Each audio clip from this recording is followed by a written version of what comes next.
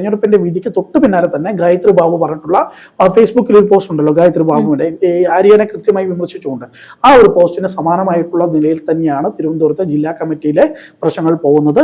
എനിക്ക് തോന്നുന്നത്, എനിക്ക് മനസ്സിലാക്കാൻ പറ്റിയ കാര്യം അനുസരിച്ച് ആര്യ രാജേന്ദ്രൻ ആദ്യം നിയമത്തെ മത്സരിപ്പിക്കാം എന്ന തരത്തിലുള്ള കാര്യങ്ങളൊക്കെ വലിയ തരത്തിലുള്ള ചർച്ചയൊക്കെ വന്നിട്ടുള്ളതാണ്. ഇനി എന്തായാലും നിയമത്തെ മത്സരിപ്പിച്ചു കഴിഞ്ഞിട്ടുണ്ടെങ്കിൽ അവിടെ ഓപ്പോസിറ്റ് മത്സരിക്കാൻ പോകുന്നത് രാജീവ് ചന്ദ്രശേഖറാണ്. രാജീവ് ചന്ദ്രശേഖറിന്റെ വോട്ട് എനിക്ക് തോന്നുന്ന സംസ്ഥാനത്തെ ഏറ്റവും വലിയ ഭൂരിപക്ഷം നേടി വിജയിച്ചത് കെ ശൈല ടീച്ചറായിരുന്നു. 66,000 വോട്ട്, 60 സംതിങ് വോട്ട്.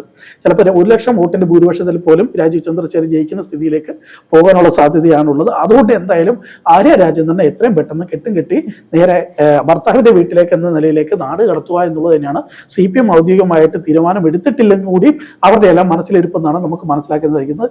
എന്തായാലും ആര്യനെ എല്ലാ കാലത്തും ചേർത്ത് പിടിച്ചിട്ടുള്ള റഹീമും മുഹമ്മദ് റിയാസും ഈ പറയുന്ന വീണ വിജയനും കമല വിജയനൊക്കെ ഉൾപ്പെടെയുള്ള ആൾക്കാരെ ഇപ്പം ആര്യനെ സംരക്ഷിക്കാൻ വേണ്ടി നിന്ന് കഴിഞ്ഞിട്ടുണ്ടെങ്കിൽ തങ്ങൾക്ക് ഉള്ള ഒരു വിലയും കൂടെ പോകും എന്നുള്ളതുകൊണ്ട് അവരെ സംരക്ഷിക്കാനോ ഒരു കാര്യത്തിനും ചേർത്ത് നിർത്താനോ നിൽക്കുന്നില്ല.